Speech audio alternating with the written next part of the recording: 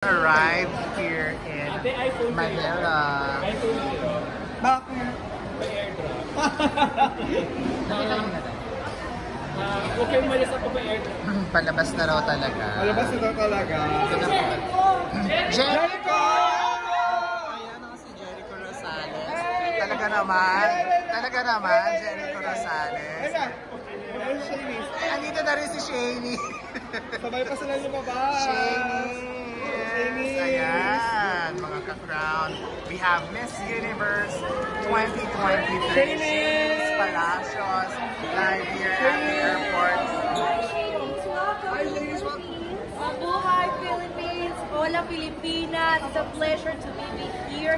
It's the first time and I feel so excited. Estoy muy contenta de estar en Filipinas. So, what are you looking forward to? Learn more about your beautiful culture, Philippines, and obviously know more about the beautiful language that you know. I'm really interested about it. So do you know any? Mabuhay, maraming salamat po, opo, Andy, I think so. Hi, Shani. Hello. How are you? Eres muy linda, you look so beautiful. Tell us first about how was your trip to Thailand? You are so beautiful. I remember you in El Salvador. You are the first Interview in English. So thank you for that. I hope that my English is better now. I hope so. But I'm happy. I'm so happy with the Asia tour. I visited many countries around Asia, and for sure we are excited to be here in the Philippines and enjoy beautiful moments. For sure, Michelle and all the people you met, the other Filipinos have told you about the Philippines. What are you looking forward to para hacer aquí? Like, what would you like to do? Well, I want to know more about the Philippines. I'm really interested in your language, so I want to learn more about the Philippines. I remember you said you wanted to try some Filipino food. Yes, I want to. Many people told me that the Philippine food is delicious. So now I come to the dinner and I'm gonna eat very well a delicious Philippines food. Have you heard any Filipino dishes?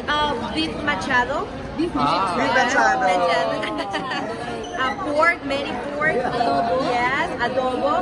Yes, and many seafood too.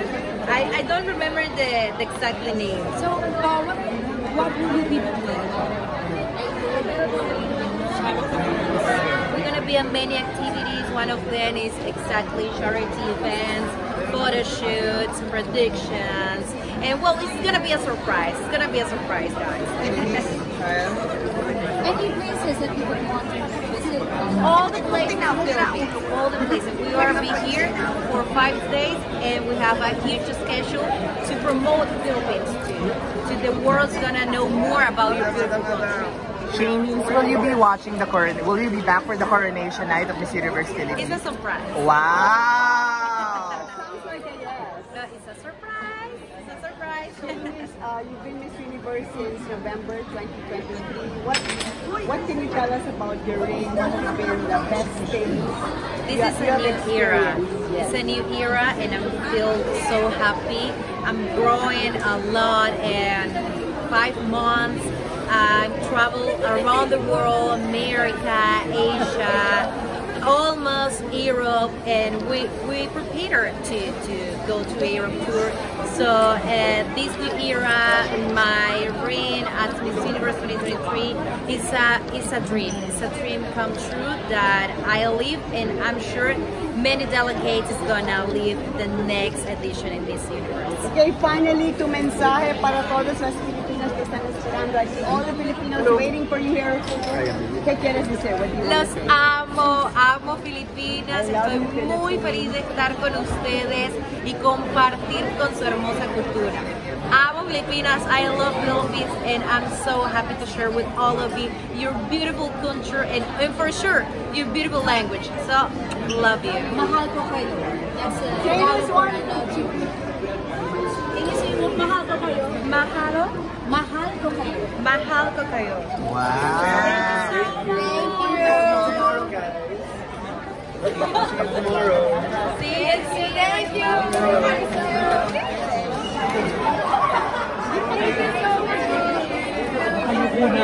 Picture, picture.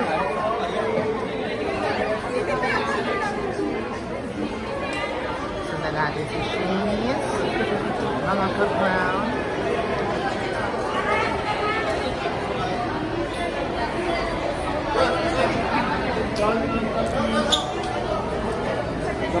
Shanice!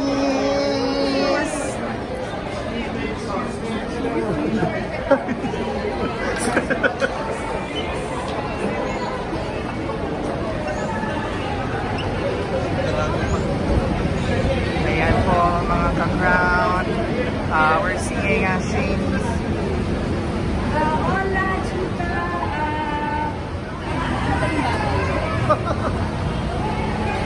Ano yung bagay sa Ano ba? Oo nga. True.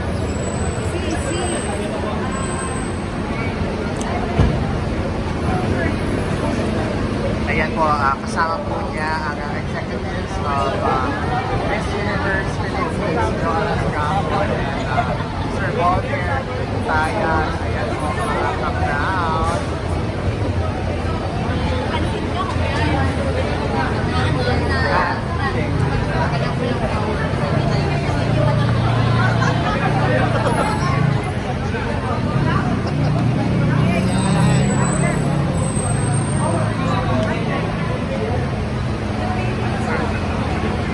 Shanice! Ayan po, dyan naka-ando sa stick.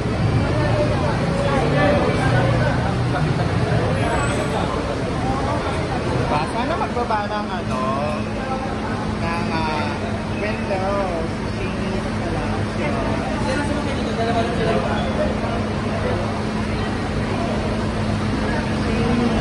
Sabi mo kay Shanice, ako pala si Shanice. Oh my God! Hola! I am Shanice Palacios.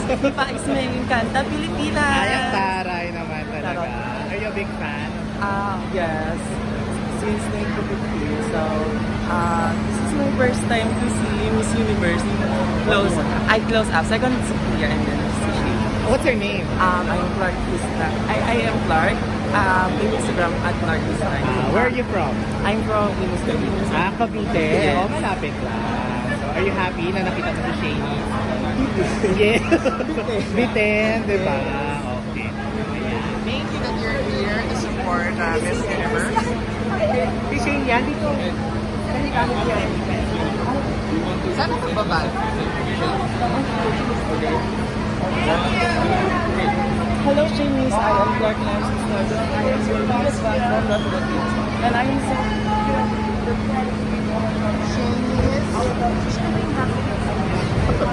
Oo, siya na. Ano pangalan?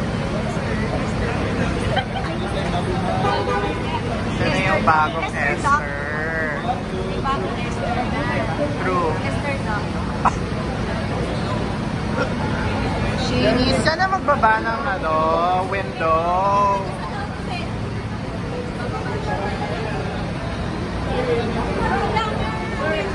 Window. Ay, Hola, chica. Dito. Down. ayaw ibaba yung window. Para konti lang.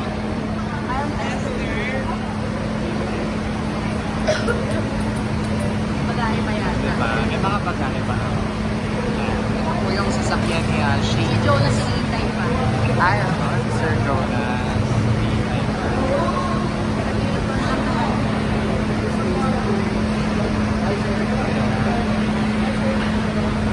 Ayan.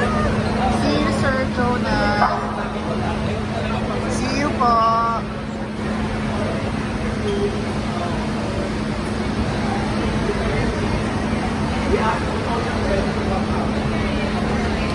See you, Mama J.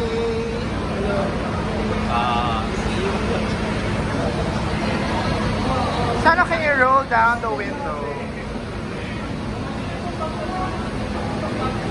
Shanice Palacios. Mabilis lang. It's just a brief encounter here at NAIA Terminal 1. pagkalabas ni Shanice right away, we just asked her a few questions, and then she was whisked off sa kanilang transportation na, and she's heading now to her hotel. And she was, together with her, pagkalabas was the president of Miss Universe Philippines organization, Jonas Gapon, and the executive vice president of Miss Universe Philippines organization, Paul there. Tomorrow there's a set press con and set of activities for Miss Universe 2023 Shanice Palacios, and I believe her schedule here in the Philippines is from today up until May 6th. So earlier we asked her if she's going to watch the coronation night, and she said it's going to be a surprise.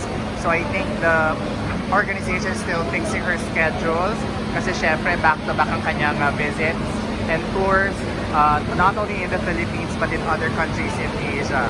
So maraming salamat again to the Miss Universe Philippines organization for allowing the Crown Philippines and Pride partners to cover this event. So sa mga nanonood po sa atin right now, please don't forget to like,